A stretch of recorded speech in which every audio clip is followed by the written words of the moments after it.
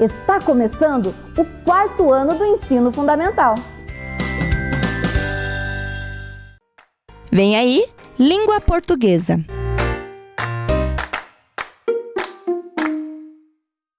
Bom dia, crianças! Estou aqui novamente, professor Júnior, lá da Escola Zeneida. Hoje estou mais uma vez para dar aula de língua portuguesa para todos os alunos do 4º e do 5º ano. Na segunda-feira, o professor deixou uma tarefa para vocês. Vocês lembram? O que nós vamos precisar na aula de hoje? Mais uma vez, cadernos, lápis e borracha.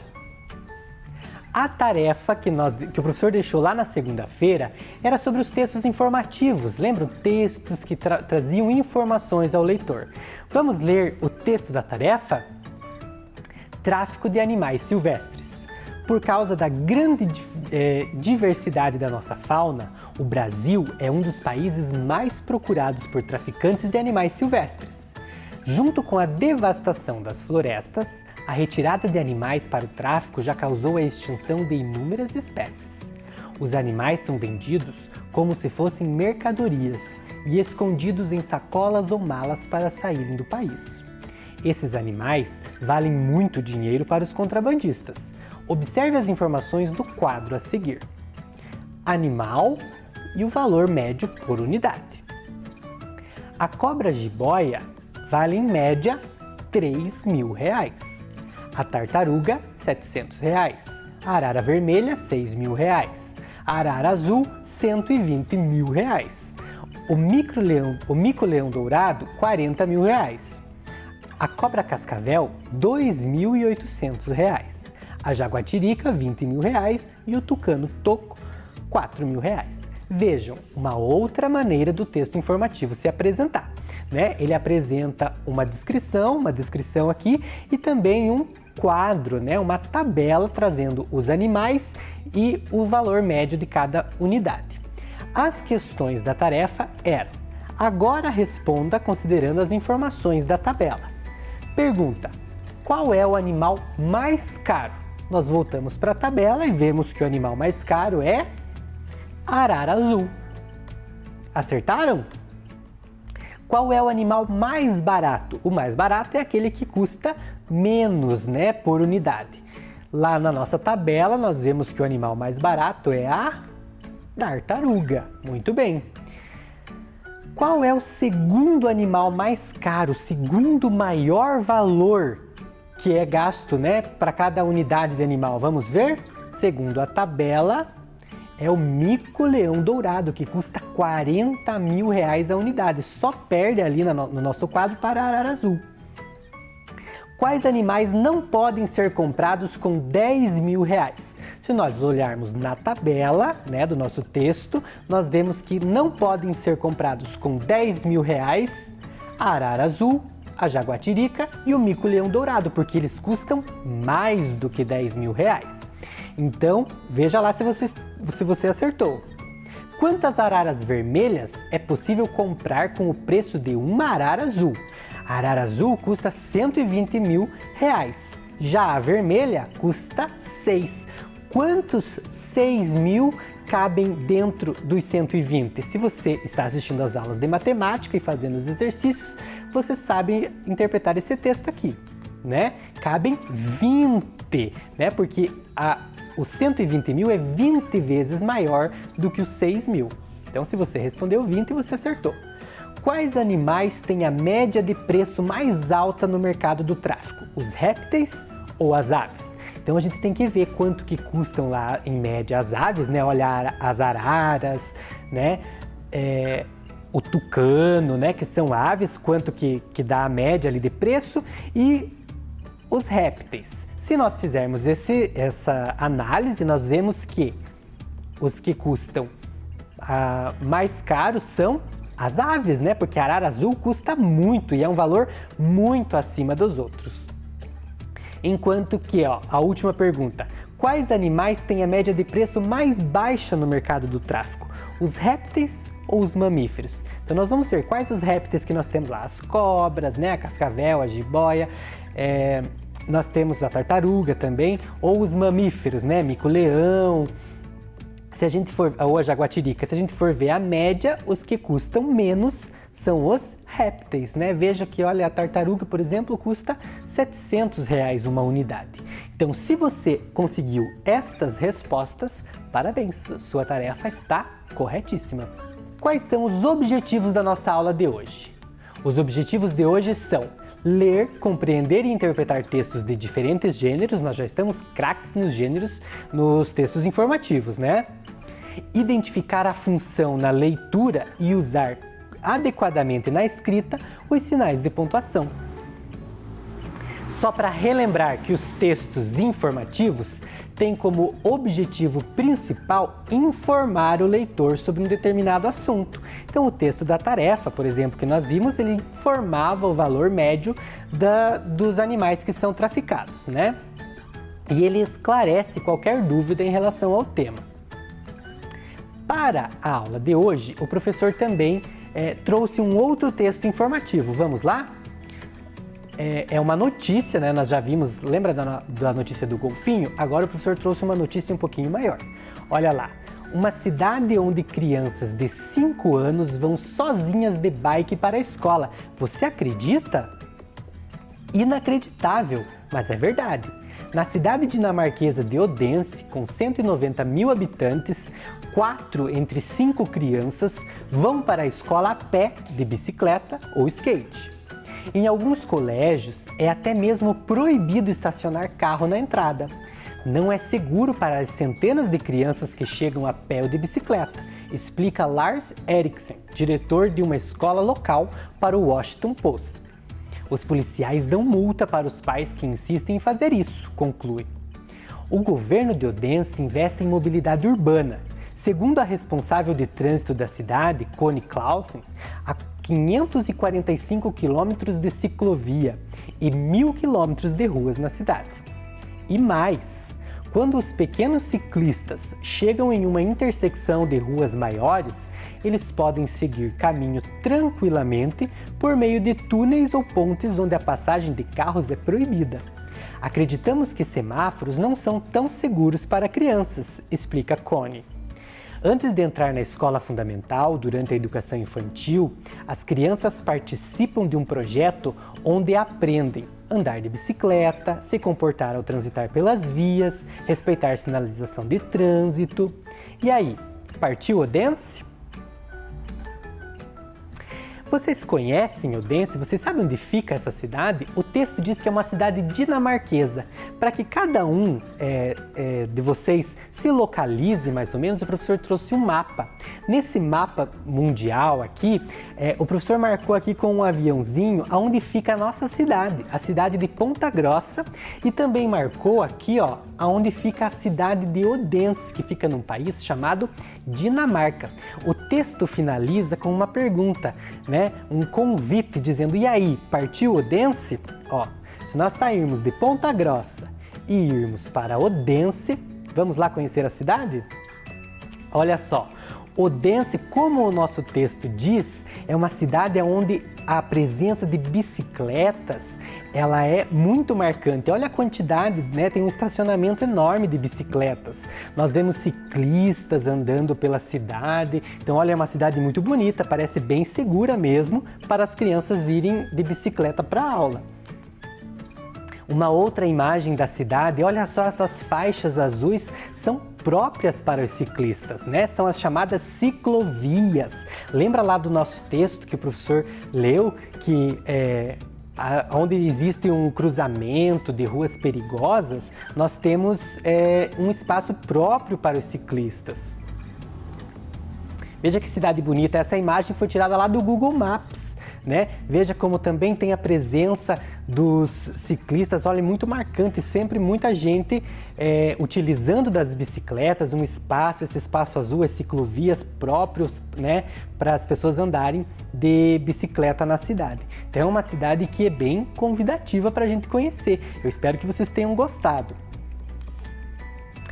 Sobre o texto, né? O texto, uma cidade onde crianças de 5 anos vão sozinhas de bike para a escola, você acredita? A função dele é qual? Eu eu tenho 4 opções. A opção A, divertir o leitor. Opção B, transmitir um ensinamento. Opção C, fazer uma propaganda. Ou opção D, dar uma notícia? Opa, o professor já contou lá no começo que era uma notícia, que noticiava o fato das crianças irem de bicicleta para a escola. Então, divertir o leitor não é uma resposta correta. Transmitir um ensinamento, também não. Fazer uma propaganda, também não. Nós não temos um produto, né? Dar uma notícia, correto. Se você marcou a letra D, a sua resposta está certa. Questão número 2, anote lá no seu caderno. Por que em alguns colégios de Odense é proibido estacionar carros na entrada? Você lembra? Temos 4 alternativas. A, porque os carros poluem o ar. B, porque não é seguro para as crianças que chegam a pé ou de bicicleta. C, porque os alunos são proibidos de usarem carros para ir às escolas. Ou D, porque não há vagas de estacionamento suficientes para todos. Então, segundo o nosso texto, né, em várias escolas lá da cidade de Odense não é permitido estacionar carros. Por quê? Porque não é seguro para as crianças, né? Sempre a segurança das crianças está em primeiro lugar. Vejam que quando a gente vai entender um texto, além da leitura e das informações que são necessárias para a sua compreensão, nós utilizamos uma série de recursos. Entre eles está a pontuação.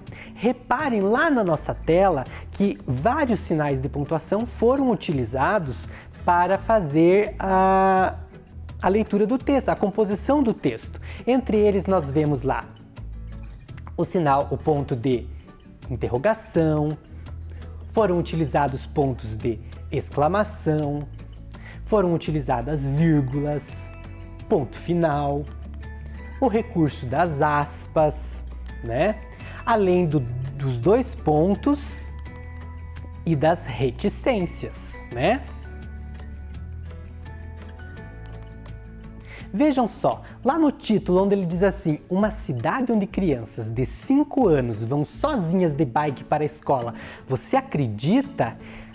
O sinal de pontuação utilizado é o ponto de interrogação. Olha só, o professor trouxe lá da nossa sala de aula, que a maioria de vocês do 4º e do 5º ano tem, um cartaz que traz justamente quando é utilizado o ponto de interrogação. O ponto de interrogação indica uma pergunta. Olha só, uma pergunta. O ponto de interrogação indica uma pergunta. Beleza? Então, quando ele faz isso lá na nossa imagem, quando ele diz assim, ó, você acredita? Ele está fazendo uma pergunta, né? Você acredita que as crianças vão de bike? Se a gente parar para pensar aqui na nossa cidade, é quase inacreditável, né? Quando ele diz assim, ó, inacreditável, mas é verdade, ou seja, o ponto utilizado é a exclamação. Veja só, quando que nós utilizamos o ponto de exclamação? Ele é usado em frases exclamativas para indicar admiração, espanto, alegria. Então, quando ele diz assim, inacreditável, mas é verdade, ele está espantado com isso, né? Mas é verdade, isso acontece. Também é utilizado o quê? A vírgula e o ponto final. Se nós formos ver, a vírgula indica uma pequena pausa na frase. Então, se nós vamos utilizar uma vírgula, significa, opa, aqui a leitura tem uma pausa. A vírgula também é utilizada, gente, em outros casos lá no nosso texto, quando nós vamos elencar as coisas, né? Dizer, ó, a pé, de bicicleta, skate. Então, eu estou citando as coisas e para separar, eu utilizo a vírgula. Muito bem. O ponto final, que é quando nós finalizamos uma frase. Então, olha lá, o ponto final indica o fim de uma frase. Beleza, gente? Então, isso aqui é só para a gente ir relembrando do uso dos sinais de pontuação, né? O texto também traz, olha só, as aspas. Para que servem as aspas? Quando ele diz assim, ó, não é seguro para as centenas de crianças que chegam a pé ou de bicicleta. explica Lars Eriksen. Veja que a vírgula ali foi utilizada para dizer que o Lars Eriksen disse isso. Portanto, a fala dele está entre aspas. Vamos ver o significado das aspas? Olhem lá. No nosso painel aqui, as aspas indicam a cópia de um texto ou uma frase, o que alguém pensa ou fala. Então, a pessoa que foi entrevistada ali, ela disse: não é seguro para as centenas de crianças que chegam a pé ou de bicicleta. Então, a fala nesse texto, ela foi indicada pelas aspas, né? Mas nós vimos lá na aula da professora Lucimara, na semana passada, que quando alguém vai falar, por exemplo, nos contos que ela trabalhou, que existe um outro recurso de indicar uma fala, que também é o travessão. Olha só, o sinal de travessão está aqui. E ele indica o quê? Indica a fala de alguém em algum diálogo. Então, há um exemplo aqui embaixo, ó. A professora falou, : travessão. Copiem as atividades. Então, além das aspas, nós também podemos utilizar o recurso do travessão. Também temos o quê? O uso dos 2 pontos e das reticências. Olha o trecho. As crianças participam de um projeto onde aprendem: 2 pontos. Andar de bicicleta, se comportar ao transitar pelas vias, respeitar a sinalização de trânsito, reticências. Os 2 pontos, gente, vamos relembrar, eles indicam o quê? 2 pontos indicam uma enumeração, ou quando alguém vai dizer algo, né? Então nós vimos lá que para usar o travessão, nós colocamos 2 pontos, parágrafo, travessão. Aqui também nós vamos enumerar as coisas que eles aprendem lá no projeto: andar de bicicleta, se comportar, respeitar a sinalização de trânsito. Então, os 2 pontos foram utilizados nesse sentido. E o recurso das reticências? Para que servem as reticências? Vamos relembrar? As reticências servem para indicar uma pausa maior que a vírgula, mas que ainda não é o fim da frase, né? Ou que existem outras coisas também a serem elencadas. Por exemplo, ó, o exemplo aqui do cartaz. Gosto muito de frutas: morango, laranja, melancia, abacate, maçã, banana. Significa que continua a lista de frutas que eu gosto, né? Então vejam, dentro de um texto nós encontramos uma série de sinais de pontuação, né? Para que a gente relembre esses sinais de uma maneira mais lúdica, o professor trouxe para vocês agora a Batalha dos Pontos. Como que vai funcionar essa Batalha dos Pontos? É um jogo. Aqui nós temos um cartaz. Olha que bonito esse cartaz que o professor confeccionou. Nesse cartaz nós temos várias coordenadas. As linhas aqui na horizontal, elas trazem números, né? Linha 1, 2, 3, 4, 5. E as colunas na vertical, elas trazem as letras, né? A, B, C, D e E. Os alunos vão participar dessa aula. Como que eles vão participar? Segundo, cada um vai escolher um desses envelopes, e dentro desses envelopes nós temos sinais de pontuação. Estes sinais podem ou não se encaixar dentro destas frases aqui, olha, que o professor trouxe, para ter um sentido nesta frase. Tá? Então nós vamos dividir vocês, aí o pessoal de casa, em 2 grupos. O grupo dos meninos e o grupo das meninas. Sempre que aparecer na tela um menino e escolher um envelope, nós vamos para o cartaz dos meninos. Sempre que aparecer uma menina, nós vamos para o cartaz das meninas.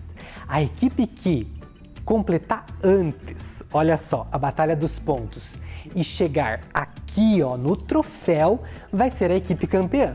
Estão preparados? Vamos ver se vai dar certo? Quem será que vai vencer? Será que é a equipe das meninas? Será que é a equipe dos meninos? Vamos lá para a nossa primeira participação? Oi, professor. Eu escolho o envelope B5. Então, olha só, a Júlia escolheu o envelope B5. Vamos lá. Dentro do envelope B5 nós temos um ponto final. Vamos lá para o cartaz das meninas. Eu gosto gosto de macarrão, batata frita e salada. Cabe um ponto final aqui? Opa, cabe. Aqui nós temos o fim de uma frase, né? Então aqui, ponto final para a Júlia. Muito bem. Envelope B5 da Júlia com o ponto final.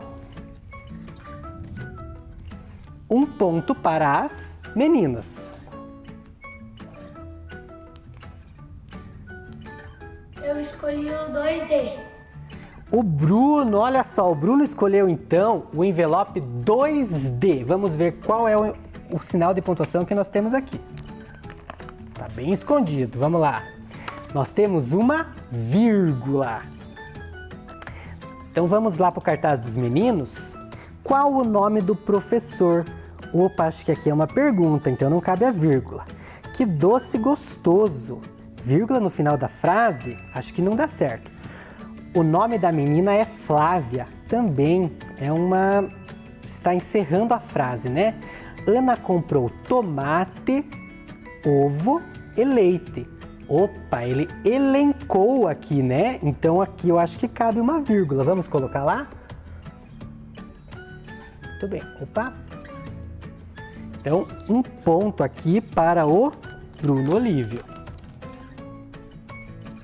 Meninos estão empatados com as meninas. Vamos para a nossa próxima participação. Eu escolhi a C1. Muito bem. A Gabriele participou escolhendo o envelope C1. Vamos lá ver o que tem dentro desse envelope? Nós temos um ponto de interrogação. Será que tem alguma pergunta aqui para a gente utilizar o ponto de interrogação? Olha só, eu gosto de macarrão, batata frita e salada. Eu já coloquei um ponto final. Juliano foi dormir tarde. Será que cabe alguma outra? Quem viu minha mochila? Qual desses será que parece mais com uma pergunta? Juliano foi dormir tarde? Pode ser uma pergunta. Quem viu minha mochila? Aqui eu acho que está mais claro que é uma pergunta, né? Então vamos preencher com um ponto de interrogação. Muito bem. As meninas pontuaram mais uma vez.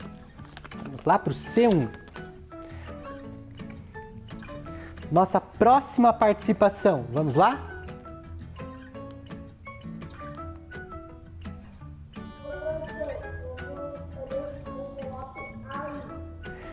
Olha só, o Derek então escolheu o envelope A1. Vamos ver o que tem aqui dentro. Outro ponto final. Será que cabe um ponto final agora para os meninos? Qual o nome do professor? Opa, acho que aqui é uma pergunta, né? Que doce gostoso. Acho que alguém gostou desse doce. O nome da menina é Flávia. Será que se ele afirmar... Opa, mas essa frase aqui, Ana comprou tomate, ovo e leite. Já usou a vírgula, acho que cabe um ponto final, vou colocar aqui. Muito bem. Então, mais um ponto para os meninos. Tá todo mundo indo muito bem, hein? Será que tem mais participação? Vamos dar uma olhada lá. Não vamos esquecer de marcar o ponto do Derek. Oi, professor, tudo bem? Eu escolhi o A4. A4 para Camila. Vamos lá, então? A4. Aqui nós temos outro sinal de pontuação. Que sinal é esse aqui? Que ponto é esse? As reticências. Será que cabe aqui no cartaz das meninas? Vamos lá. Eu gosto de macarrão, batata frita e salada. Tem a letra E, então encerrou a frase. Juliano foi dormir tarde. Também não cabe as reticências. Aqui nós já preenchemos. Como o céu está bonito. É uma afirmação, né? O garçom disse, já vamos fechar, senhor. Eu acho que não coube. Então, desta vez, as meninas não marcaram um ponto. Será que os meninos vão passar as meninas? Professor, o meu é E2. E2 para o Matheus. Vamos lá. E2.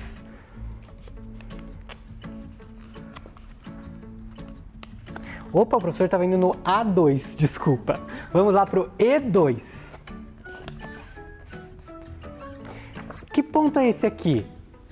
É uma exclamação. Lá no cartaz dos meninos, será que tem alguma frase que cabe a exclamação? Qual o nome do professor? Acho que é uma pergunta. Que doce gostoso! Olha só, está admirado com o doce. Eu acho que cabe, hein? Então vamos colocar aqui o ponto de exclamação. E não é que os meninos passaram as meninas? Vamos marcar o pontinho deles lá.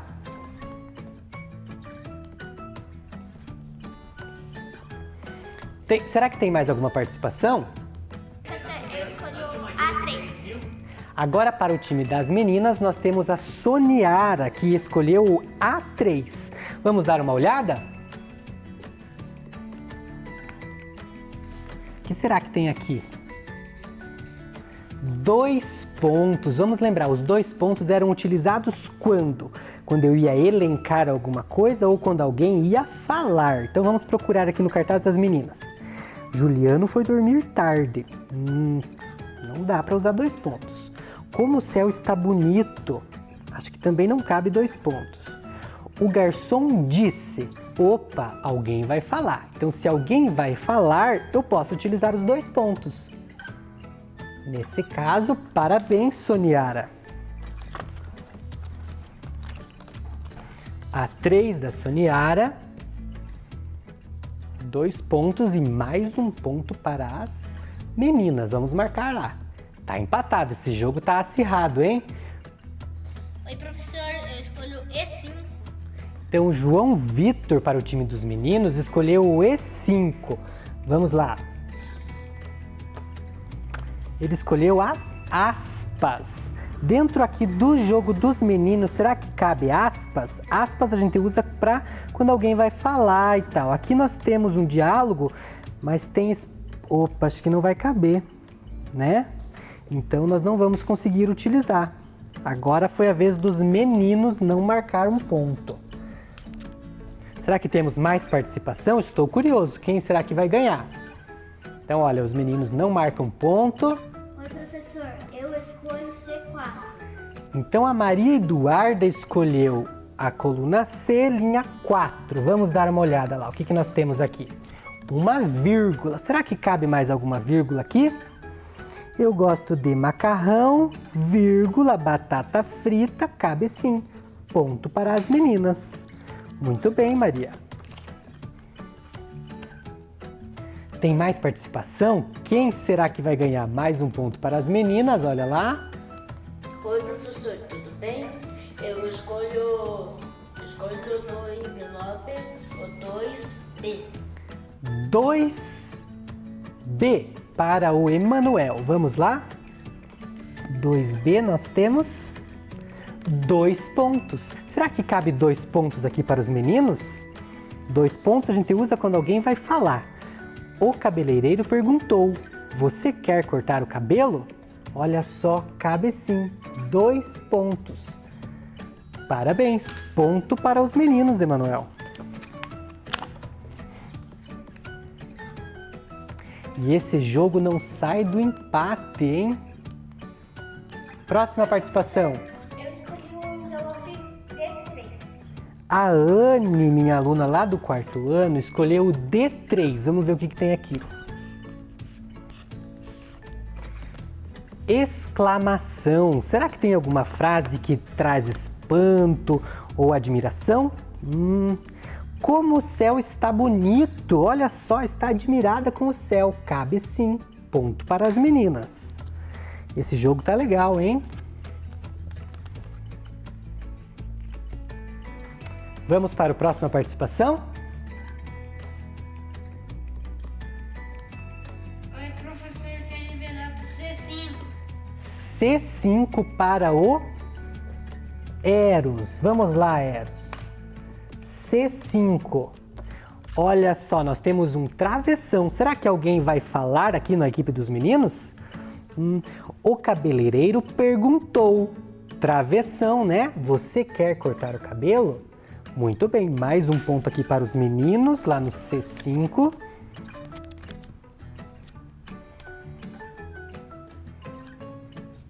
O jogo continua empatado.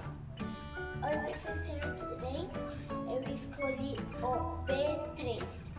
B3 para Gabriele, vamos lá.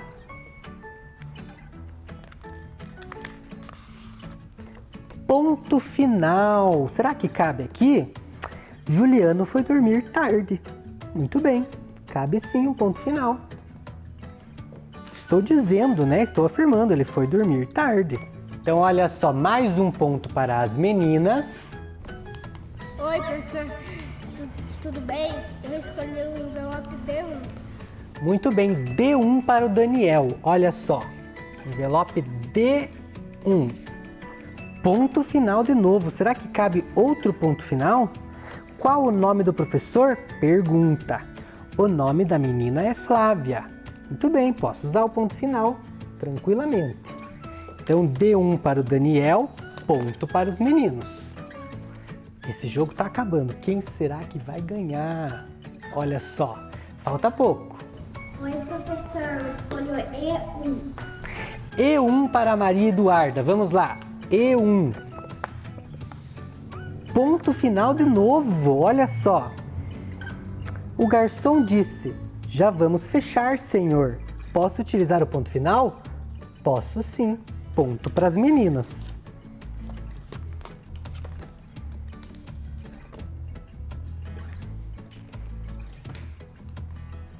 Olha só, as meninas estão chegando. Oi, professor, eu quero envelope 3C. 3C para o Bruno. Vamos lá. Olha, aqui nós temos uma interrogação. Será que cabe? Qual o nome do professor? Cabe sim. Vamos lá? Mais um ponto para os meninos.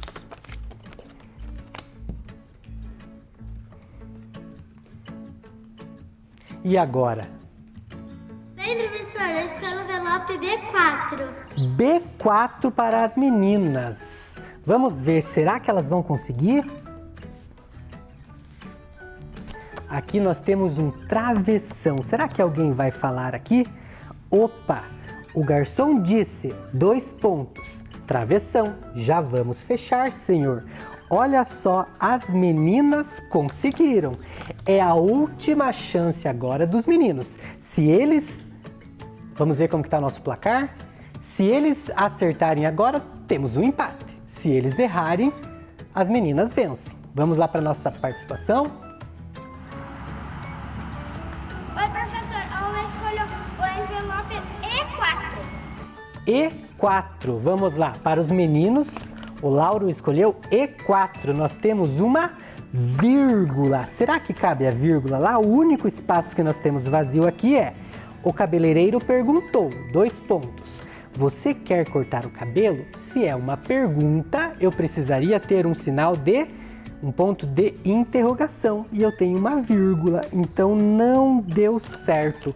Com isso, gente, nós temos o quê? Parabéns, meninas, vocês venceram o nosso jogo. Mas vale lembrar que o mais importante é aprender a utilizar os sinais de pontuação.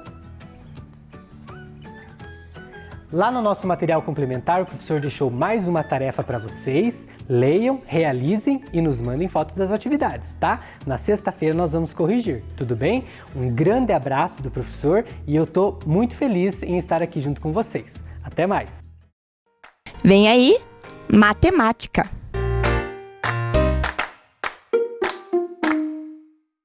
Olá, crianças, tudo bem com vocês? Olá, os alunos da Educação de Jovens e Adultos. Sejam bem-vindos a mais uma aula aqui com a professora Ana-Li. E hoje, o que a gente vai ver na aula de hoje? Vamos ver? O objetivo da nossa aula, então, é construir ou ampliar estratégias de cálculo para subtrações. Então, a gente tem exatamente o mesmo objetivo da aula passada, que foi das adições. Hoje, a gente vai falar sobre as subtrações, né? E vamos também começar com a ideia presente numa situação problema. Vamos ver? Então, vamos parar e pensar um pouquinho nessa situação aí, ó. Na granja do senhor Donato haviam 348 frangos para serem vendidos. Destes, 154 já estavam prontos e seguiram viagem até o supermercado da região. Os outros ainda precisam ser embalados. Quantos frangos não seguiram viagem? Então, veja, nós temos ali uma situação e eu quero saber qual é a operação que resolve essa situação. Nós não vamos resolvê-la, a gente só vai trabalhar com a ideia, tá? Qual a ideia que está presente aí nessa situação problema? Bem, nós tínhamos um tanto de frangos, um tanto deles já estava pronto e o outro ainda faltava ficar pronto. Que ideia que tem aí? Isso, muito bem. É a ideia da subtração, porque para a gente saber quantos faltam, né, quantos não foram para a viagem, é aqueles que ficaram para trás, que sobraram. Então a gente vai ter que fazer uma subtração, pegar o total de frangos, diminuir pelos que já estavam prontos e descobrir então o total que ainda estava lá para ser preparado. Então essa operação aí que resolve é a operação da subtração. E na sequência vocês vão ver agora também uma tela que a gente já falou na aula passada sobre as estratégias. Vamos ver de novo? Então as estratégias, né, que a gente vai estar observando que é igual àquela que a gente falou da aula passada. Então o que é uma estratégia? É uma maneira eficaz para se chegar ao resultado. É um modelo matemático que nos permite resolver uma situação. Repetindo bem para vocês frisarem essa ideia, tá? Não existe estratégia ruim, mas sim erro estratégico, ou seja, o uso de uma estratégia que não levou ao resultado esperado. E na matemática, né, as estratégias surgem dos nossos pensamentos, das nossas ideias, né, retirada do que a gente já conhece. Então, só para reforçar aí o que a gente já falou na aula passada sobre as estratégias, só reiterando na aula de hoje, ok? Então, nós vamos trabalhar com essa mesma perspectiva de encontrar estratégias para resolver subtrações. E a gente vai ver que as mesmas estratégias que a gente usou ontem podem ser usadas também para subtração. Só que a gente vai ter um outro olhar, né? O olhar de retirar ou de chegar. Porque na subtração a gente tem essas ideias. Qual que é a ideia que a gente tem na subtração? A gente tem uma quantidade e retira uma certa quantidade e o que sobrou é o resto, né? Ou é a diferença daquilo que a gente está procurando.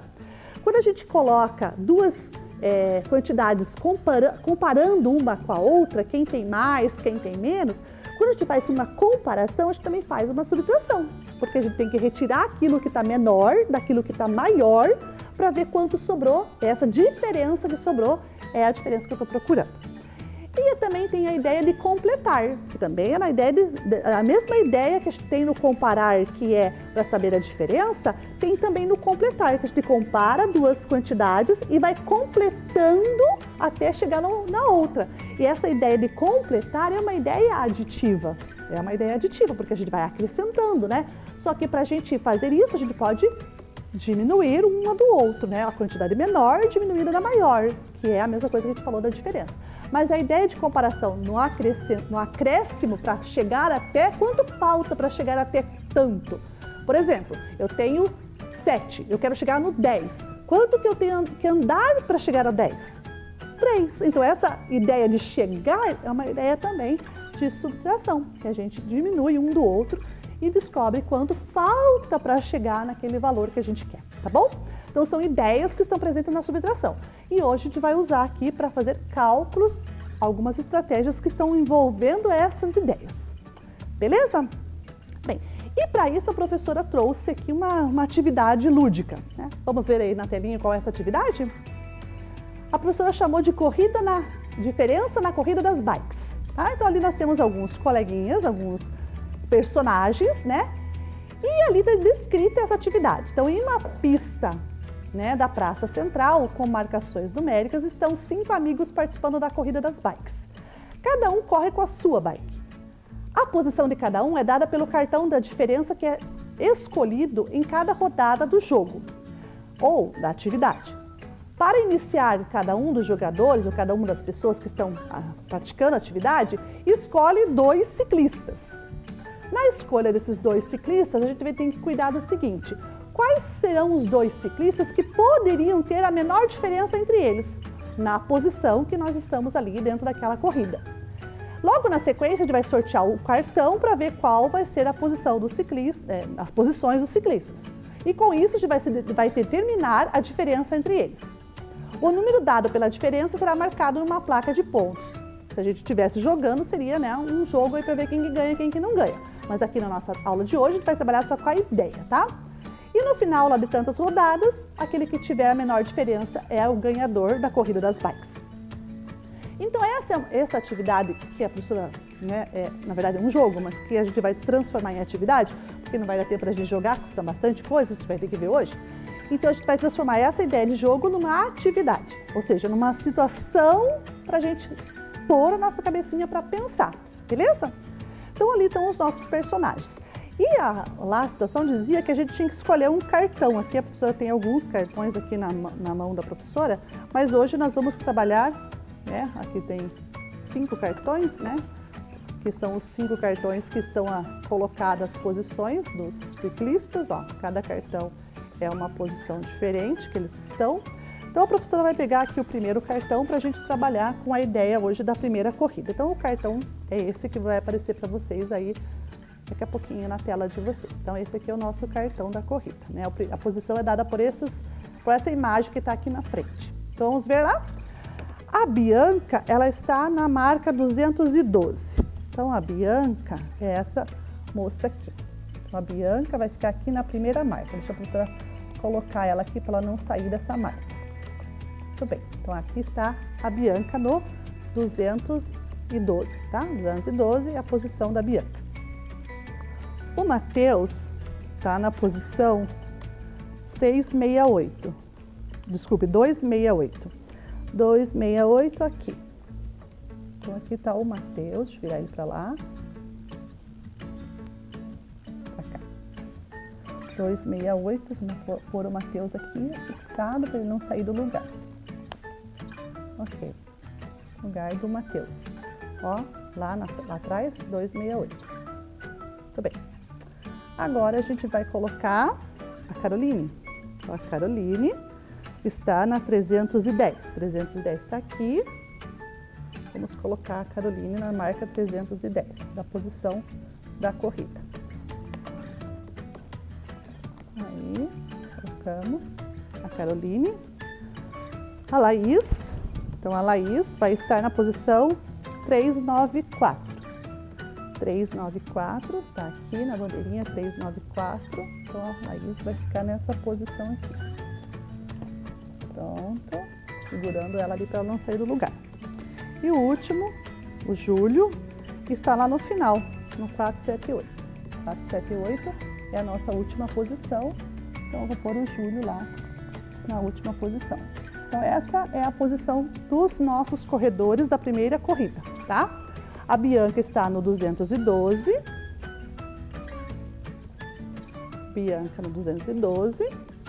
O Matheus no 268. Caroline no 310. A Laís no 394.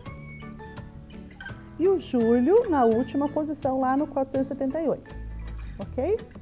Então aí estão os nossos coleguinhas nessa posição. Bem, agora a gente vai observar algumas diferenças entre eles, né? Então vamos pegar, por exemplo, a Bianca com a Laís. Cadê a Bianca? Então a Bianca é a nossa primeira corredora. A Laís é essa que está aqui na pontinha. Então nós vamos ver essas duas coleguinhas aqui, tá? A Bianca e a Laís. A Laís é que está na frente. Então a gente vai ter que ver a diferença aqui, ó, que está entre elas. Essa diferença que eu quero saber. Para saber a diferença, eu vou pegar o número da posição da Laís e vou diminuir da posição da Bianca. Aí eu consigo encontrar a diferença entre elas, tá? Então, qual que é a nossa situação aqui? Então, a nossa situação é essa. Nós temos na 394, que é a posição da nossa amiguinha Laís, e o 212, que é a posição da Bianca. Então, a gente vai, né, fazer o registro da operação assim, do jeito que vocês estão vendo aí na telinha de vocês, ok?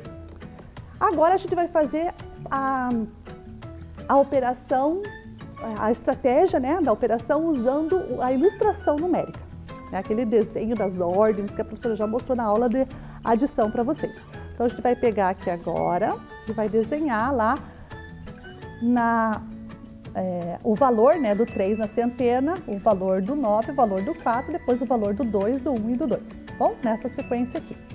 Então, 3 centenas. Então, vamos pegar o quadradinho que representa a centena. Vamos desenhá-lo. 3 quadradinhos, porque são 3 centenas. As dezenas a gente vai desenhar de vermelho no palitinho. Lembra que a gente já combinou, né? São 9. 1, 2, 3, 4, 5, 6, 7, 8, 9. Muito bem.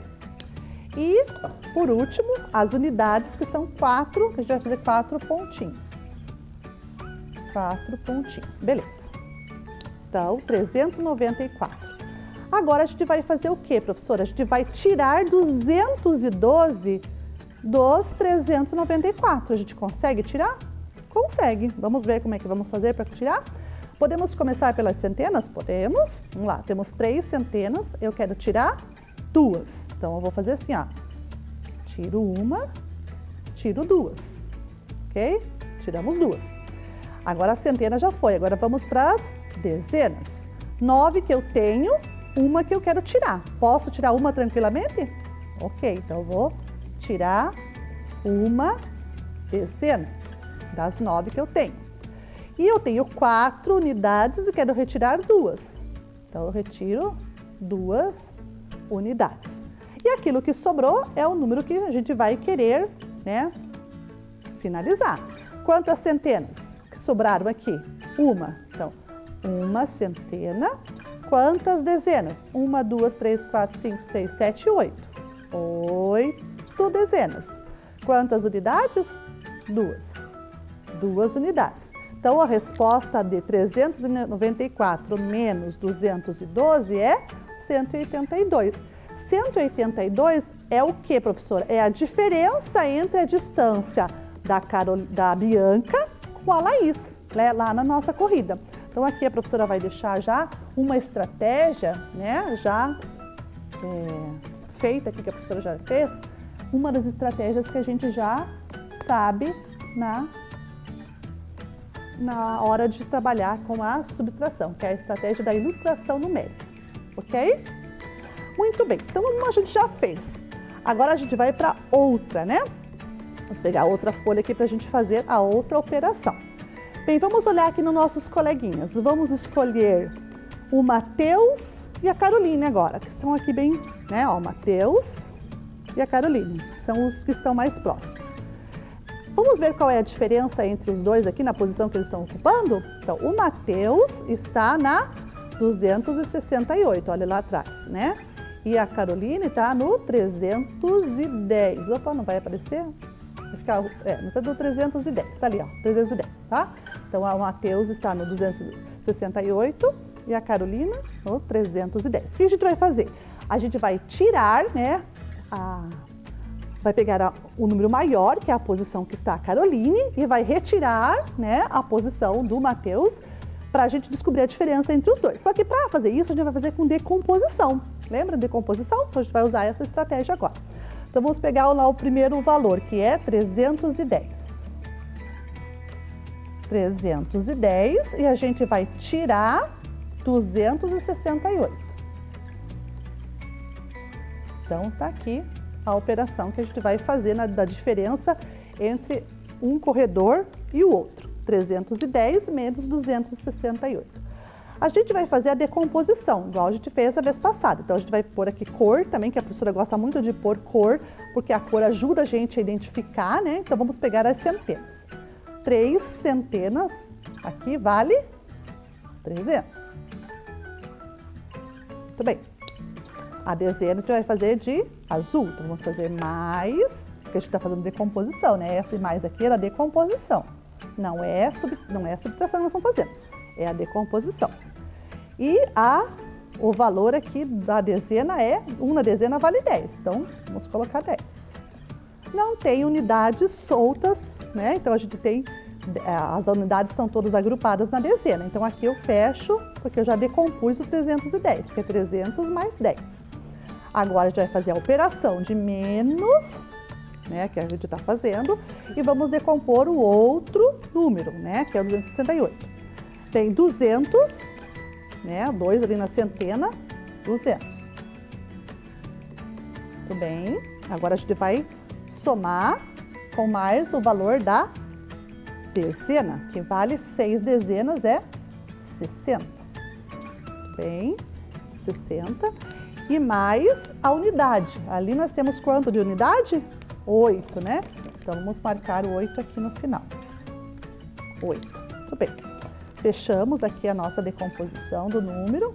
Depois o parênteses, né? Para ajudar a gente a fazer a decomposição. Então esse aqui é a decomposição deste número e esse aqui é a decomposição deste número. Muito bem. E agora, professora, o que a gente vai fazer? A gente vai retirar. Então vamos começar pela centena. Posso começar pela centena? Posso. Então, ó, eu vou pegar 300 e 200. Eu tenho 300 e vou tirar 200. Quanto que vai sobrar aqui? Vai sobrar 100. Isso, muito bem. Então, a professora vai colocar aqui, ó, que desse 300 e desse 200, fazer assim, ó, ligando aqui, né, fazendo um risco para ligar, sobrou 100. Olha aqui como é que a professora deixou o desenho, né, das representações das dezenas, das centenas de unidades. Eu agrupei eu peguei esse 300 e tirei esse 200, fiquei com 100. Só que agora eu quero tirar a dezena. Opa, eu só tenho 10 e quero tirar 60. Consigo tirar 60 se eu só tenho 10 dezenas? Né? Eu quero tirar 6 dezenas, que são 60, mas eu só tenho uma dezena, que é 10. Posso? Não. Então, o que a professora vai fazer? A professora vai juntar essa dezena com essa centena que está aqui embaixo. Então, olha aqui o que a professora vai fazer. Então, deixa eu virar aqui para mim, para a professora poder fazer certinho. A centena eu vou juntar com esse 10 aqui. Então, eu vou juntar, o que é juntar? É fazer uma soma, né? Então, eu vou somar aquele 100 com aquele 10. E vou encontrar 110. Olha lá. Tá? 110. Ok? Agora eu posso pegar o 110 e retirar 60? Ah, agora eu posso, né? Então eu tenho, vamos pegar aqui a questão do 11 e do 6, né? 11 para chegar lá no, desculpe, 6 para chegar no 11, ou 11 menos 6, tanto faz. Não sobrar, ou vai dar a diferença de quanto? 6, 7, 8, 9, 10, 11, são 5, isso mesmo. Então eu vou ter, aqui vou pegar e vou fazer um risquinho aqui do lado, para trazer a diferença. De quem? Desse 100 com esse 60 aqui, tá? Esse 100 com esse 60, a diferença deu 50. Muito bem. Agora, eu vou pegar esse 50 que está aqui e vou retirar quanto dele? 8, né? Porque aqui é sobra. Sobrou 50, eu vou retirar 8. 50 tirando 8, sobram quanto? Quanto que sobra? Isso, sobra 42. Então aqui, ó, nossa subtração, né, envolvendo decomposição ficou assim como se fosse um esquema. A professora vai levantar um pouquinho a folha para vocês enxergarem um pouquinho melhor. Então, ó, tá? Essa foi a decomposição que a professora fez usando esquemas aqui de risquinhos. Ok? Muito bem? Então tá aí, né? A professora ensinou um outro jeito, que é o jeito chamado de decomposição. Então a professora vai colocar aqui do ladinho a decomposição para vocês observarem, né? Observando a decomposição como que a professora fez. Muito bem. Ótimo, beleza. Então agora vamos para mais uma estratégia. Vamos pegar outras crianças para descobrir a diferença entre elas. Vamos pegar agora a nossa amiguinha Laís, e o nosso amiguinho Júlio. Tá cá, a Laís, o Júlio. Então eu quero saber essa diferença aqui agora, tá? A diferença entre os dois. Vamos ver agora? Então vamos fazer aqui usando agora uma reta numérica. Então a professora vai pegar e vai marcar lá o valor. A Laís vou começar com o Júlio, né? Que o Júlio é a unidade maior, o valor maior é do julho, então tem que começar sempre pelo número maior. 478, então 478, que é o julho, na diferença da Laís, que é 394. 394. Então essa é a nossa operação, né? A gente vai trabalhar com essa operação de subtração, beleza? Vamos fazer uma reta para a gente poder fazer a nossa estratégia. Então, eu vou fazer aqui uma reta, uma linha representando a reta. Vou marcar um começo e vou marcar um final. Sempre tem que marcar um começo e um final quando a gente está trabalhando com reta, porque o começo vai ser onde a gente vai iniciar e o final é onde a gente vai terminar, né? Então, qual o número que eu vou pôr aqui agora, professora? Bem, agora não é mais igual lá na adição, que a gente colocava o maior para ir adicionando. Agora é o contrário, a gente tem que pegar o menor, colocar no início, para daí descobrir quanto que tem para avançar até chegar no maior. Então, é isso que a gente vai fazer agora. A professora vai colocar aqui o menor, 478, 478 e opa, já errei aqui, ó. Deixa a professora pegar outro papel, que agora a professora fez o que não era para fazer, tá? Não tem problema, vamos lá. 400, vamos de novo, 478 menos 394. Ok, vamos de novo com a reta. Opa, início, fim. Agora sim. Vamos pegar o menor, 394. Então, aqui vai ficar o 394. Ok. E o final aqui é o 478. Aqui eu já sei o final, porque eu quero descobrir a diferença aqui no meio. O que eu vou descobrir? Quanto que eu vou ter que pular para chegar até lá. Então, é quanto que falta para mim chegar até esse número, né? Então, é isso que a professora vai fazer. Então, nós vamos fazer o seguinte. Lembra que eu já falei para vocês que a gente tem que arredondar para as centenas, para as dezenas, para a gente poder fazer as somas mais rápidas? Então, aqui eu tenho 394. 394, eu tenho que transformar ele no 400. Por quê? Porque eu estou no 94. 94, 95, 96, 97, 98, 99, daí 399 mais 400. Então, agora a gente vai ter que transformar no 400. Então, vamos pular um pedacinho aqui, né? Uma partezinha. Quanto que eu tive que pular do 94 para chegar até o 400 lá? Do 394 ao 400. Eu tive que pular, na hora que eu contar lá, deu 6. Então, aqui eu vou somar 6. Muito bem. Eu somei 6 e cheguei aqui no ponto 400. Ok. E olha, do 400 eu tenho que ir lá para o 478. Vamos marcar sempre as dezenas inteiras. Lembra que a professora falou? Então, agora eu vou pular 70, porque eu quero chegar perto do 78. Então, eu vou pular 70. Pulei 70. Então, eu adicionei aqui, ó, 70. Eu pulei 70. Ficou o ponto 470, porque 400 mais 70 é 470. Agora, quanto que falta do 70 para chegar no 78? Ó, essa diferença aqui, ó. Esse pulo aqui, quanto que falta para mim chegar lá?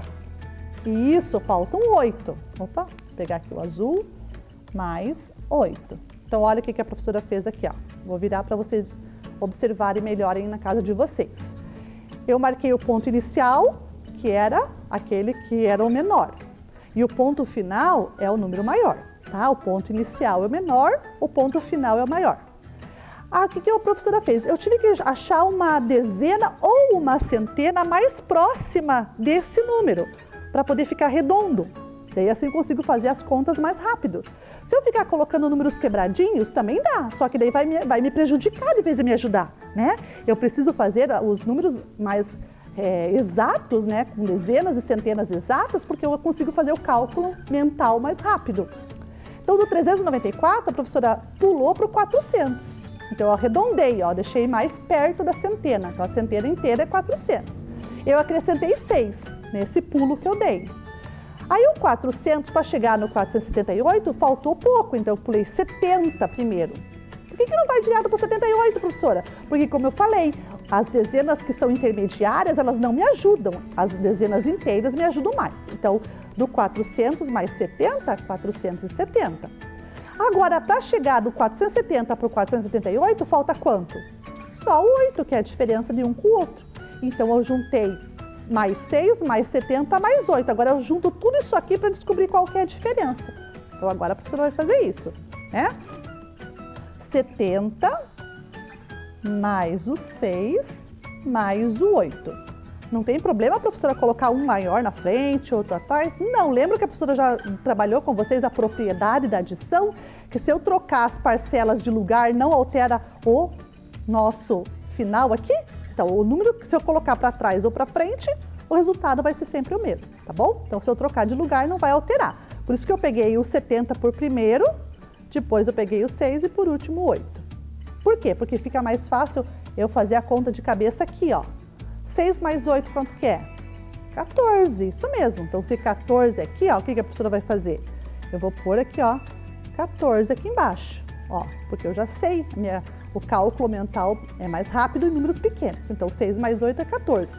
70 mais 14, então 70 mais 10, 80. 80 mais 4, 84. Então, olha, a professora nem precisou armar a conta, ó, fiz de cabeça. Então, no final, a resposta é 84. 84 é o que, professora? É a diferença deste para este. Então, eu tive que pular 84 pontos na reta, tá? Então, essa é uma outra forma da gente registrar. Então, a professora vai colocar aqui no nosso quadro das nossas estratégias, a outra estratégia que nós aprendemos agora, que é a estratégia da reta numérica, né? Nós tínhamos a estratégia da decomposição, que a gente fez anterior, e da ilustração antes dela ainda, né? E por último, agora da reta. Então, ficou aí essas outras, mais uma, né? Para vocês ficarem aprendendo aí mais uma estratégia para resolver uma subtração. Bem, nós temos outras estratégias? Temos outras estratégias, mas a professora não vai fazer com elas com vocês agora. Qual que é a próxima estratégia que a gente poderia fazer? É a do nosso algoritmo tradicional, né? Então, vamos ver aqui, ó. A professora vai colocar aqui na lousa de novo aquela que a gente já sabe fazer, né? Que normalmente a gente já saberia fazer, que é a estratégia do algoritmo mais usual, né? Que a gente faz aqueles empréstimos, lembra que a gente empresta um do outro? Então, essa aqui é a estratégia que a gente mais usa, né? Só que o que a gente faz aqui, ó? Aqui nós tínhamos 394, né? Deixa a professora só arrumar aqui para não cair. Isso. 394 menos 268. O que nós fizemos? Eu não podia tirar 8 de 4. Não dava. O que a professora fez? Eu fui lá na dezena, desagrupei uma dezena e coloquei junto com o 4 para formar 14. O 9 virou 8, porque eu tirei uma dezena, né? Então, agora eu diminuo, né? 8 de 14, eu consigo fazer essa subtração. Sobra 6. Muito bem. Agora eu tenho 8 aqui e vou tirar 6. Consigo? Consigo. Normalmente, ó. Tiro 6 do 8, sobrou 2. E tenho 3, tiro 2, sobra 1. Então, esse é o algoritmo usual que a gente também tem mais, né? A gente usa mais. Se a gente for olhar as estratégias que a professora trabalhou com vocês, essa do algoritmo usual ainda é a mais, digamos, a mais simples, né? Por que é a mais simples? Porque a gente economiza tempo, né? Aqui, olha quanto trabalho a gente teve para fazer os desenhos, quanto trabalho a gente fez aqui para usar, né, todas as decomposições e essa da reta. Mas elas são válidas, elas são tão válidas quanto essa. Ela também dá para ser usada, essa também e essa também, né? Mas essa aqui é aquela que a gente aprende formalmente lá na escola, né? A mais usual, tá bom? Mas para vocês saberem que essas também estão presentes na nossa vida e a gente pode usar no caso de a gente, de repente, não conseguir lembrar como faz alguma coisa mais tradicional, mais usual, a gente usa os recursos que a gente tem. E aqui também a gente usou o modelo matemático, a gente usou outro modelo matemático e um outro modelo matemático para resolver essas subtrações. Ok? Beleza? Bem, então vejam quantas coisas a gente viu hoje na nossa aula de estratégias da subtração. Então, igualmente a aula que a gente teve lá das estratégias da adição, nós também tivemos aqui na aula das estratégias da subtração.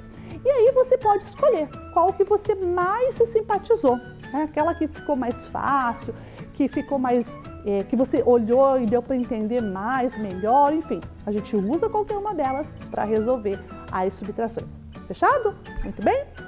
Bem, então tudo isso aqui que a gente fez foi para a gente chegar no nosso objetivo, né? Qual era mesmo o nosso objetivo? Daí, ó, construir ou ampliar estratégias de cálculo para as subtrações. Igualmente a gente fez com as adições, a gente fez também com as subtrações. A gente ampliou ou a gente construiu algumas estratégias para trabalhar com as operações, no caso aqui da subtração. Beleza? Bem, então, para vocês, né, ficarem também treinando em casa, eu também lanço esse desafio que a professora lançou na aula passada. Crie uma outra estratégia, que você também pode criar uma estratégia pessoal tua, que seja diferente dessas que a professora já colocou, e manda aqui para nós, tira uma foto, manda aí no telefone aí do nosso programa aqui, para a gente mostrar aqui para os outros, ou vai lá nas redes sociais, né, e publica também, marcando sempre o nosso programa, marcando a professora Anali, aí a gente consegue ver o que você fez de diferente. E nós também construímos um repertório bem grande de outras possibilidades de resolver subtrações para os nossos outros colegas que não conhecem a nossa. Então, um jeito da gente mostrar para os outros como que a gente pensou é colocar no papel. Aí esse papel a gente tira uma foto e manda para nós, tá bom? Ou publica nas redes sociais marcando o nome, né? Como eu falei para vocês, tanto aqui do nosso programa, da Secretaria Municipal de Educação, da TV Educativa ou da professora Anali. Aí a gente olha lá e vê o que você fez que é diferente para também mostrar para os demais. Combinado? Então fica aí essa dica para ver quem é que vai colaborar com os nossos colegas aqui, com a professora também, divulgando outros modos, outras estratégias. Beleza? E para a gente terminar a aula, a professora trouxe a tarefa. Vamos ver a tarefa? Então também são 4 operações. Essas 4 operações vocês vão fazer igualmente vocês fizeram com a adição. Na página do caderno você vai fazer a primeira e vai usar um recurso qualquer desses que a gente já usou aqui na aula, né? Ou que vocês aí em casa também inventaram. Vocês vão resolver de duas maneiras diferentes, usando 2 estratégias diferentes, a primeira, depois a segunda, depois a terceira, depois a 4ª operação. Como eu falei, faz numa folha do caderno cada uma delas, porque você pode usar, como a professora usou aqui, muito espaço, né? Principalmente se você for desenhar as ordens, né? Os valores dos números nas ordens. Se você for desenhar, vai precisar bastante espaço. Então, você tem que deixar uma folha inteira para poder fazer essas ideias aí. E resolve as 4 e depois, na aula que vem, a gente corrige, ou pelo menos tenha uma correção mais assim, de algumas possibilidades que vocês possam estar colocando aí no caderno de vocês. Beleza? Então, né, nós estamos só chegando no final da nossa aula. Eu quero mandar um beijo muito, muito grande para todos os alunos aqui da nossa rede, do 4º e do 5º ano, que assistem às nossas aulas, que comentam, né, lá nas redes sociais, que estão gostando das aulas da professora. E mesmo aqueles que não estão gostando, né, porque acham que a matemática é um bicho papão, né? Tem gente que não gosta de matemática, daí não é muito, assim, não está muito afim de assistir às aulas. Mas eu digo para vocês uma coisa, aqui nas nossas aulas a matemática fica muito simples e eu acho que você vai poder, né, mudar a opinião e começar a gostar de matemática, não é verdade? Então, ó, um beijo para todos vocês, meus amores, estudem, tá? Lembre que lá nas redes sociais a professora coloca a sistematização das aulas para vocês poderem ter aí na casa de vocês para estudar. E não esqueçam, o esforço é o que me ajuda a aprender, tá bom? Um beijinho e até a próxima aula. Vem aí, Formação Humana, Ensino Religioso. Bom dia, tudo bem com vocês? Espero que esteja tudo bem na casa, nos estudos, com a família. Eu sou a professora Adriane e hoje nós vamos para mais uma aula de Formação Humana e Ensino Religioso. Vamos para o tema da nossa aula? Leis e normas para todos. e os objetivos são refletir sobre as nossas ações e as consequências dessas para a nossa vida e para a vida das outras pessoas, compreender a diferença e semelhanças entre lei e ética. Para começarmos a aula de hoje, vocês vão escutar uma história fantástica, uma história que vai nos ensinar muitas coisas valiosas para o nosso dia a dia, para a nossa vida e principalmente para a nossa sociedade. Vamos ver a história que nós temos para hoje? Tiago aprendeu a diferença entre o certo e o errado. Compreendeu que ética é praticar o certo, mesmo em condições difíceis. Tiago tinha 11 anos e frequentemente ia pescar no cais junto à casa de campo da sua família. A temporada de pesca de carpas estava proibida para a reprodução e só seria liberada no dia seguinte. Mas ele e o pai saíram no fim da tarde para pegar tilápias e douradas, cuja pesca era liberada. Tiago amarrou uma isca e começou a praticar arremessos, provocando ondulações coloridas na água. Logo as ondulações tornaram-se prateadas por causa do efeito da lua nascendo sobre o lago. Quando o caniço vergou, ele soube que havia algo enorme do outro lado da linha. O pai olhava com admiração enquanto Tiago habilmente puxava o peixe. Finalmente, com muito cuidado, ele levantou o peixe exausto da água. Era o maior que já tinha visto, mas era uma carpa, cuja pesca só era permitida na temporada. Tiago e o pai olharam para o peixe, tão bonito, as guelras para trás e para frente sobre a luz da lua. O pai acendeu um fósforo e olhou o relógio. Eram 10 da noite e faltavam 2 horas para a abertura da temporada. O pai olhou para o peixe, depois para Tiago. Você tem de devolvê-lo à água, filho, ele disse. Mas papai, reclamou Tiago. Vai aparecer outro peixe, disse o pai. Não tão grande como este, respondeu Tiago, quase chorando. O menino olhou à volta do lago. Não havia ninguém. Olhou novamente para o pai. Mesmo sem ninguém por perto, Tiago sabia, pela clareza da voz do pai, que a decisão não era negociável.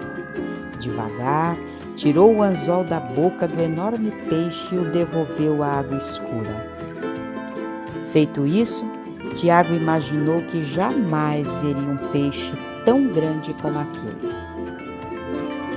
Isso aconteceu há 34 anos. Hoje, Tiago é um arquiteto de sucesso. A casa de campo de seu pai ainda está lá. E ele leva seus filhos e filhas para pescar no mesmo cais. E ele estava certo. Nunca mais conseguiu pescar um peixe tão maravilhoso como o daquela noite, há tanto tempo atrás. Mas ele sempre vê o mesmo peixe repetidamente, todas as vezes que se depara com uma questão de ética. Porque, como seu pai lhe ensinou, a ética é simplesmente uma questão de certo e errado. Praticar a ética é que é difícil, mas é preciso agir corretamente mesmo quando alguém não está olhando. Faríamos isso mais facilmente se nos tivessem ensinado a devolver o peixe para a água, porque teríamos aprendido a verdade. Não é uma história sobre como tivemos a oportunidade de não cumprir com as regras, mas sobre como fizemos a coisa certa e ficamos fortalecidos para sempre.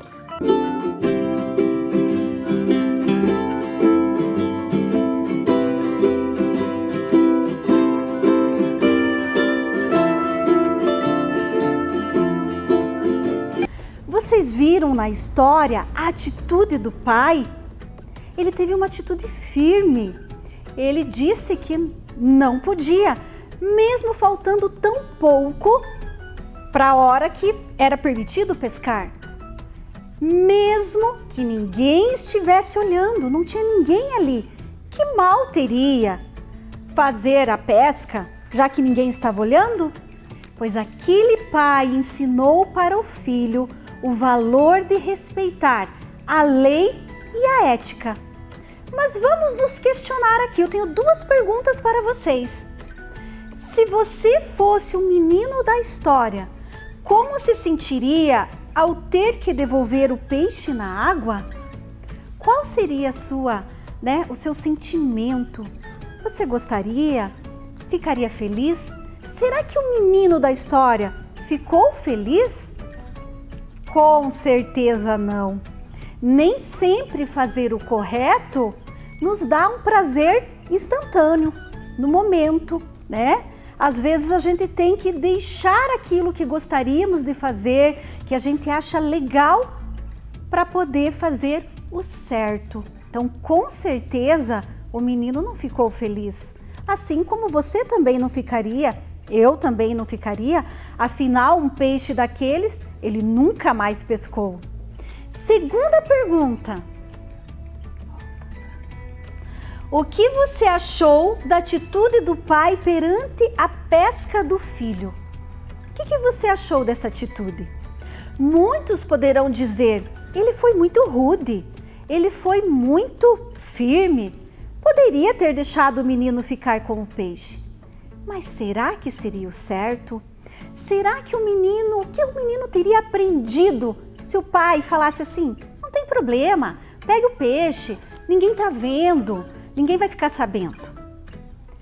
Talvez o pai não ensinaria para o filho um valor que ele aprendeu e levou para a vida inteira, a ética. Mas estou aqui falando de ética. Vamos ver lá, ó. O pai do menino agiu conforme determinado pela lei e normas daquele local, bem como agiu com ética. Estou eu aqui falando sobre ética, mas você sabe o que significa ética? Então vamos ver. Ética é uma palavra que vem do grego ethos e ela tem dois significados. Ela é hábito ou costume ou também significa caráter. A ética também é um conjunto de valores e princípios que norteiam a conduta humana na sociedade. E a ética também é fazer o bem pelo bem. Mas vocês devem estar se perguntando, professora, mas o que é fazer o bem pelo bem? É quando agimos porque sabemos que é o correto a fazer. Vou dar um exemplo para vocês. Imagine a seguinte situação. Eu preciso respeitar os meus pais. Ok, mas se eu respeito os meus pais, porque se eu não respeitá-los, eles vão me bater, vão me deixar de castigo, aí eu estou respeitando por medo. Isso não é ética, porque é pelo medo que eu estou respeitando. Se eu respeito os meus pais, porque se eu respeitá-los, eu vou ganhar algo em troca, um brinquedo, um passeio, um doce, sei lá, qualquer coisa. Isso não é ética também, porque eu estou respeitando, porque eu vou receber algo em troca. Agora, se eu respeito os meus pais, porque eu sei que é o correto e eu respeito pelo respeito, isso é ética. Eu estou fazendo o bem, pelo simples ato de fazer o bem. E é importante a gente saber que ética sempre envolve o entorno, a sociedade. Quando eu ajo dentro da ética, eu estou fazendo bem para todos que estão ao meu redor e não só para mim. Mas você sabe a diferença entre lei e ética? Porque lá na nossa história, o pai, ele obedeceu a lei e foi ético. Vamos ver as diferenças e semelhanças entre lei e ética? A lei A lei é um conjunto de acordos obrigatórios estabelecido entre pessoas de um grupo. Já a ética se refere à conduta humana na sociedade sobre o bem e o mal determinado pelo costume. Então, a lei é esse conjunto de acordos obrigatórios, é estabelecido, é imposto. E a ética é algo que vem do costume, vem de muito antes, às vezes, do que a lei. A lei é garantir a justiça aos direitos às pessoas. Lembram na aula passada, quando nós trabalhamos o ECA, o Estatuto da Criança e do Adolescente, que é uma lei, uma normativa que rege, né, a criança e o adolescente, o direito da criança e do adolescente. Já a ética serve para que haja um equilíbrio e bom funcionamento social, para que a sociedade fique em equilíbrio. A lei se apresenta de maneira formal e escrita. Então, a lei vem dentro de um estatuto, de um artigo, de uma lei, de uma resolução, como agora nós temos as resoluções e as normas para a utilização de máscara em lugares públicos, que nem nos mercados, que não podem ir famílias inteiras ou crianças não podem entrar. Então, são normas, são escritas, elas estão escritas. Já a ética se apresenta de maneira mais informal. Agora, nós vamos ver algumas questões que envolvem a ética, a lei, a ética e a lei, para que vocês possam compreender melhor o que são essas duas definições na prática. Vamos ver a primeira questão. Questão ética. Uma amiga lhe pede que guarde um segredo e você acha importante ser capaz de guardar segredo. Porém, o segredo é que ela sabe que um colega mentiu para o outro. Neste caso, você guarda o segredo ou não?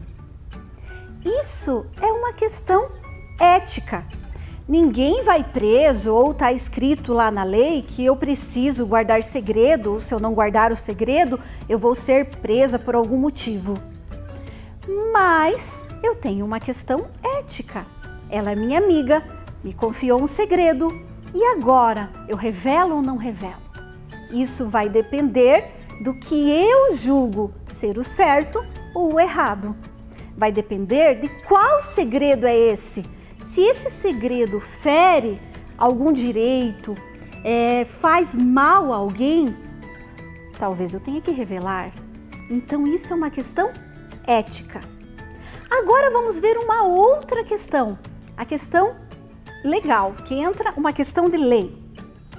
Mãe e filha vão atravessar a rua e escolhem atravessar fora da faixa de pedestre. Veja lá as duas, ó, fora da faixa de pedestre, no meio dos carros.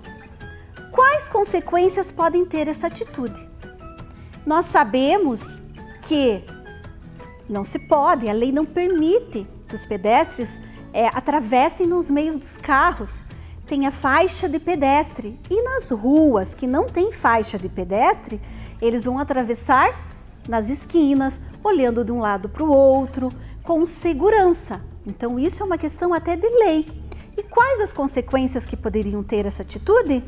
Elas poderiam ser atropeladas ou poderiam causar um acidente pior, que o carro fosse desviar delas, das duas, e causasse um outro acidente e machucassem outras pessoas. Então essas são as consequências.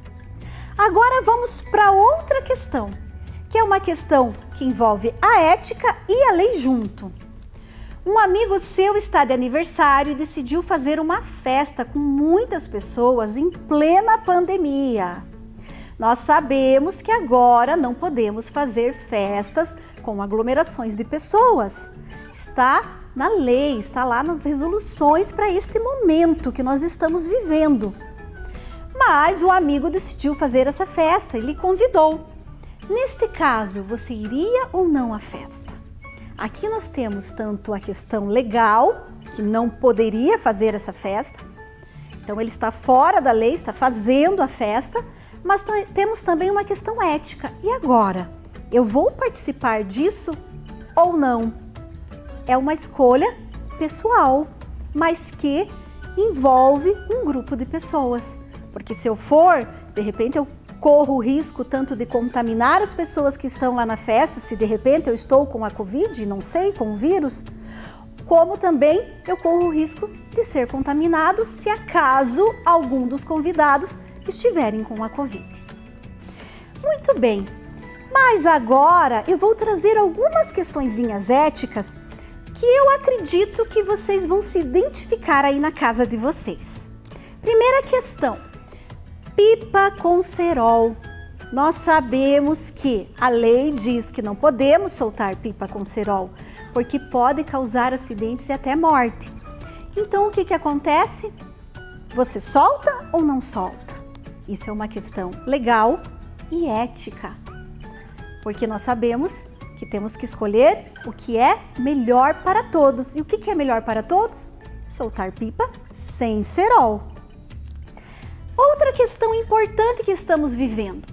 Muitas professoras têm falado para mim, professora Adriane, nós temos alguns alunos, e até mesmo meus alunos, que trazem as atividades com letras escritas por outras pessoas, feitas por outras pessoas. Não tem uma lei, ninguém vai ser preso por isso. Mas eticamente falando, é certo? Uma atividade que é para mim, para eu fazer, é correto que outra pessoa faça por mim? Essa é uma questão ética. O que você está decidindo aí? E as pessoas, né, os nossos alunos da EJA também, como que está as nossas escolhas? Como estão as nossas escolhas? Lembrem-se que o que você escolher são as escolhas que os seus filhos mais tarde vão fazer, como no caso da nossa história no começo da nossa aula. Vamos para a nossa tarefa? Tarefa de hoje. Decida o que fazer frente às seguintes situações que envolvem não somente questões éticas, como situações previstas em lei. Lembre-se de justificar suas respostas. Primeira situação. Então você vai ler e vai dizer o que você faria e por que você faria isso. Um estranho deixa um celular em cima da pia do banheiro de um shopping. Sabendo que você não tem celular e não tem condições de comprar, o que faz? Então, o que você faria nessa situação? E pense lá se a tua escolha é uma escolha ética e dentro da lei. Segunda, um colega te convida a pegar chocolates escondidos em uma venda próxima à sua casa, alegando que o dono da venda é muito velho e não enxerga direito. Portanto, não terá problema em serem pegos. O que você faz? Duas questões que envolvem lei e ética. O que você faria? Será que a tua escolha seria uma escolha boa para você e para todos? Retomando o que aprendemos. Vamos retomar o que nós aprendemos. Tem o número 2, a tarefa. Desculpa, esqueci. Vocês vão completar o texto com as palavras do quadro e ao completar esse texto, vocês terão um resumo do que aprendemos nessa aula. Agora sim, retomando o que aprendemos. Nós refletimos hoje sobre as nossas ações e as consequências dessas para a nossa vida e para a vida das outras pessoas. Como as nossas escolhas e as nossas atitudes prejudicam ou beneficiam as outras pessoas e a nós mesmos. Compreendemos também a diferença e as semelhanças entre lei e ética. Espero que a partir de agora você saiba fazer boas escolhas, não só para você, como também para todos. Nós precisamos de pessoas que sejam éticas e que ajam dentro da lei, porque não basta ter uma lei, temos que respeitá-la, temos que agir dentro da ética, daquilo que é certo, por mais difícil que seja a escolha. Fiquem em casa, fiquem bem e até a próxima aula.